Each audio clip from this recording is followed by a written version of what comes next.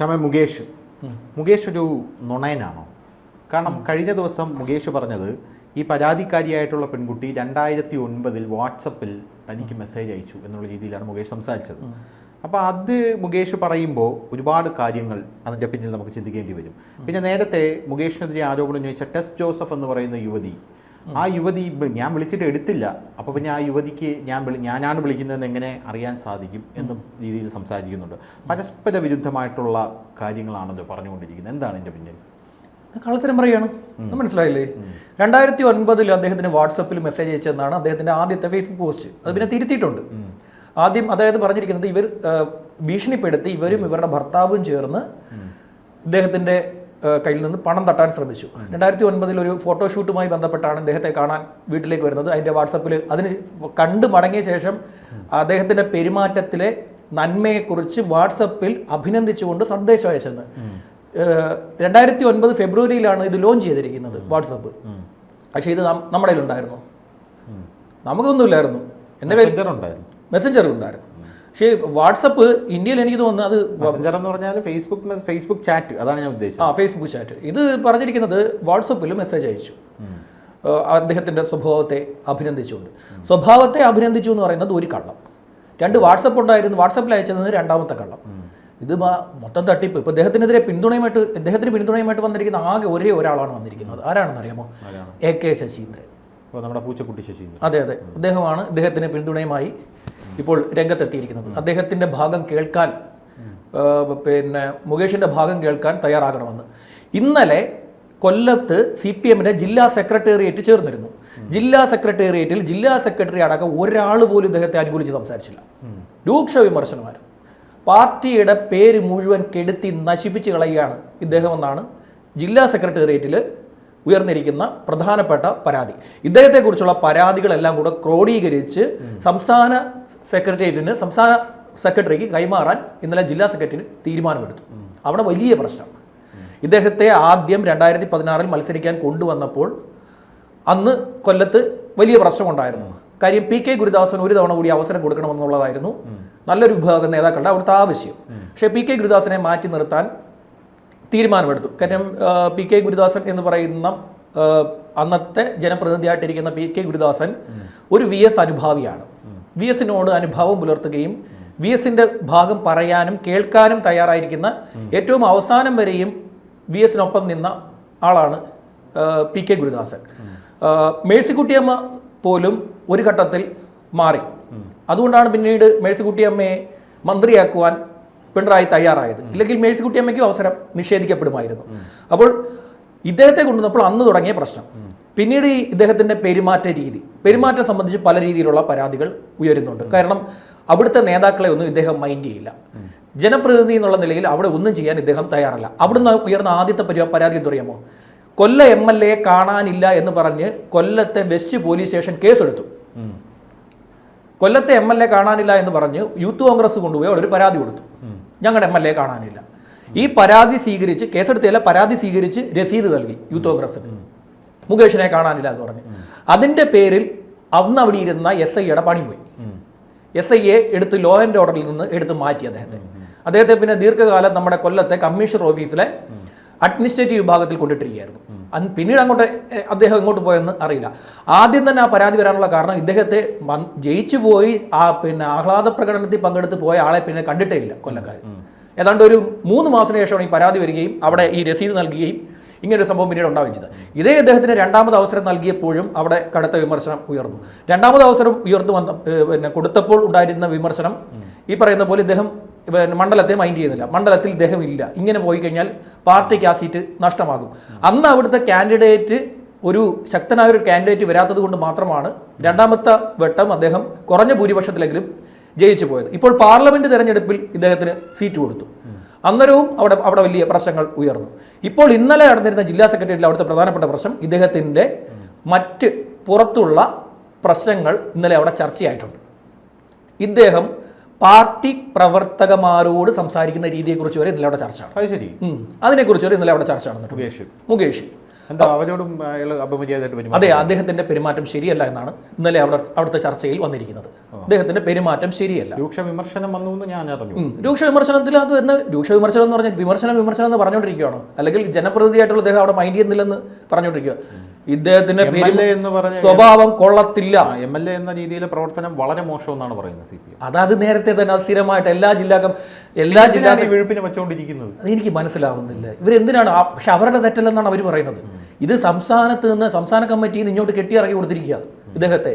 അതായത് സിനിമ സാംസ്കാരിക മേഖലയിൽ നിന്നുള്ള ഒരാൾ കൊല്ലത്ത് വേണം എന്നുള്ള ഒരു തീരുമാനത്തിന്റെ അടിസ്ഥാനത്തിലാണ് അവിടെ കെട്ടിയിറക്കി കൊടുത്തിരിക്കുന്നത്. പക്ഷെ അവിടെ പാർട്ടിയുടെ അടിവേര് ഇദ്ദേഹം മാന്തിക്കൊണ്ടിരിക്കുക.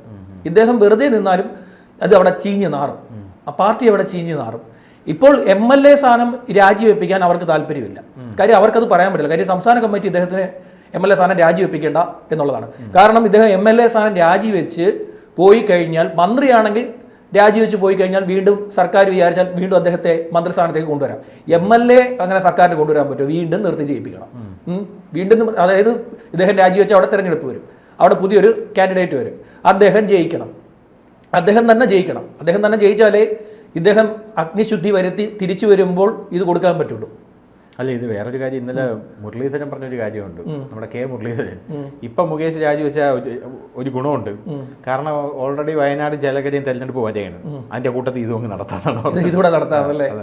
ഇത് നടത്തി കഴിഞ്ഞാൽ ഇനി നല്ലൊരു കാൻഡിഡേറ്റിനായിട്ട് അവിടെ നശിപ്പിച്ചു വെച്ചിരിക്കുക ആളുകൾ. ഇനി CPM കാർ അവിടെ ജയിക്കുമെന്ന് എനിക്ക് തോന്നുന്നില്ല. പക്ഷേ അവിടെ കോൺഗ്രസിന് നല്ല കാൻഡിഡേറ്റ് വരണം. അവിടെ തൊഴുത്തിൽ കുത്താന്നേ UDF-നകത്ത് അവിടെ തൊഴുത്തിൽ കുത്ത. ആ KPCC ഓഫീസ് കണ്ടിട്ടുണ്ടോ? വലിയ ഏരിയയാണ്, വലിയ ഏരിയ. എനിക്ക് തിരുവനന്തപുരത്ത് പോലും അത്രയും ഭൂമി ഇല്ല. കൊല്ലത്ത് അത്രയും വലിയ ഏരിയയിലാണ് ഒരു KPCC ഓഫീസ് പണിഞ്ഞിട്ടിരിക്കുന്നത്. അവിടെ പിന്നെ കയറി കിടക്കുന്നത് പട്ടിയാണ്. ഈ തെരുവുനായ്ക്കളൊക്കെ അതിനകത്ത് കയറി കിടക്കുന്നത്. ആ തിണ്ണയിലൊക്കെ കാണാം. അവിടെ ആരും വരാറുമില്ല. അത് എപ്പോഴും ഇങ്ങനെ വെറുതെ കിടക്കുകയാണ്. വല്ലപ്പോഴും അവിടെ വന്ന് ഇവരെല്ലാവരും കൂടെ തമ്മി കണ്ട അവിടെ അടിയാ. അവിടെ തമ്മിൽ കണ്ടു കഴിഞ്ഞാൽ ഇത് നേതാക്കന്മാർ അങ്ങോട്ടും ഇങ്ങോട്ടും തമ്മിൽ കണ്ടു കഴിഞ്ഞാൽ അവിടെ പ്രശ്നമാണ്. അവിടെ പലരുടെയും ഓരോരുത്തരുടെ ഈ കോറിഡോറിലൂടെ ഇങ്ങനെ നടന്നു പോകണം. അപ്പോൾ ഓരോരുത്തരുടെയും റൂമിൻ്റെ ഫ്രണ്ടിൽ കൂടെയാണ് അടുത്ത ആൾക്ക് പോകേണ്ടത്. ഇങ്ങോട്ട് തിരിഞ്ഞു നോക്കുന്നത് അങ്ങോട്ട് നോക്കിക്കൊണ്ടാണ് പോകുന്നത് പലരും.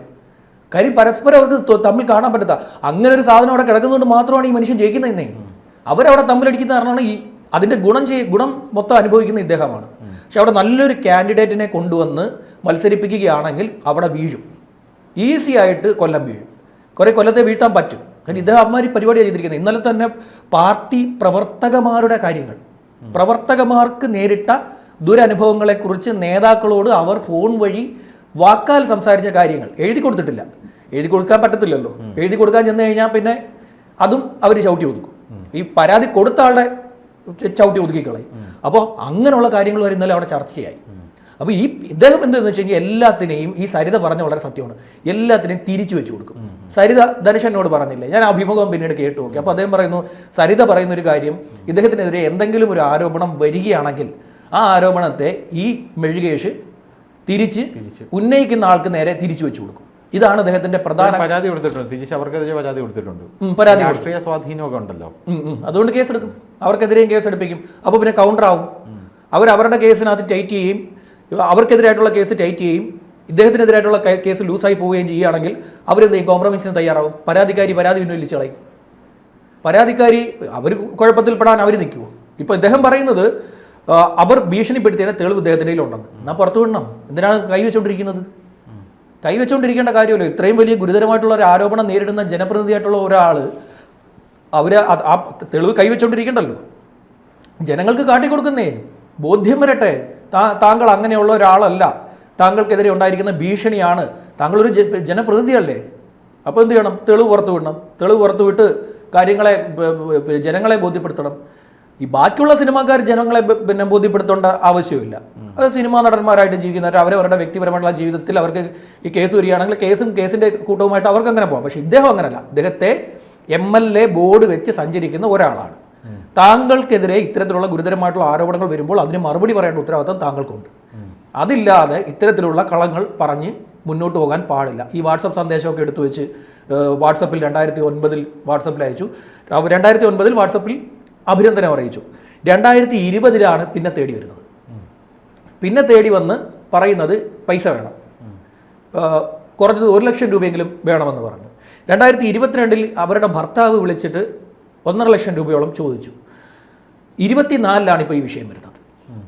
2024 അപ്പോൾ അന്ന് പിന്നെ ചെയ്ത ഭീഷണി നടക്കാതെ വന്നതുകൊണ്ട് ഇന്ന് എനിക്കെതിരെ ആരോപണവുമായി രംഗത്തെത്തിയതാണ്. ഈ 2020 22 അല്ല, ഇയാൾ MLA ആണ്. ഇദ്ദേഹം MLA അല്ലേ? MLA ഭീഷണിപ്പെടുത്താൻ ആൾ കേട്ടോണ്ടിരിക്കും. അത് മുകേഷിനെ പോലെ ഒരാൾ. അദ്ദേഹത്തെ ഭീഷണിപ്പെടുത്താൻ ആരെങ്കിലും വന്നിട്ടുണ്ടെങ്കിൽ അടുത്ത സ്പോട്ടിൽ അത് വലിച്ച് പുറത്തിടും അദ്ദേഹം. ഇല്ലേ? എന്നെങ്കിലും ബൂമറാങ് പോലെ തനിക്ക് നേരെ തിരിച്ചു വരാൻ സാധ്യതയുണ്ട് എന്ന് മുകേഷ് മുൻകൂട്ടി കാണുന്ന ആളാണ്. 100% മുൻകൂട്ടി കാണും. അദ്ദേഹം ഉറപ്പായിട്ടും അന്ന് 2022 അദ്ദേഹത്തിനെതിരെ 2 തവണ ഭീഷണി വന്നെന്ന് പറഞ്ഞു. ഈ ആദ്യത്തെ ഭീഷണി വന്നപ്പോൾ തൽക്ഷണം പുറത്തുവിട്ടു, എന്നെ അപമാനിക്കാൻ വന്നു എന്ന് പറഞ്ഞ് അദ്ദേഹം പുറത്തു വിട്ടേനെ. അങ്ങനെ സാധനം ഇല്ലാത്തത് കൊണ്ടല്ലേ.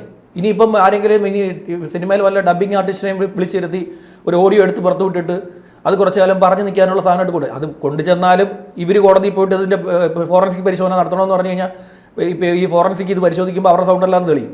തൽക്കാലം ഒന്ന് പിടിച്ചു നിർത്താൻ, അതായത് ഇരയെ ആക്രമിക്കാനുള്ള സാധനം ഇട്ട് കൊടുക്കാനുള്ള ബുദ്ധി അദ്ദേഹത്തിൻ്റെ കയ്യിലുണ്ട്.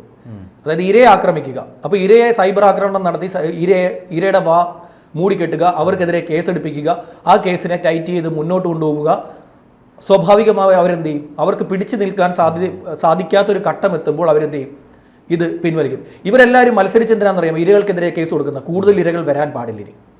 ഇപ്പോൾ സിദ്ദിഖ് കൊണ്ടുപോയി പരാതി കൊടുത്തിട്ടുണ്ട്, മുകേഷ് കൊടുത്തു, പിന്നെ ജയസൂര്യ കൊടുക്കുമെന്ന് പറഞ്ഞിട്ടുണ്ട്, ഇടവേള ബാബു കൊടുത്തു.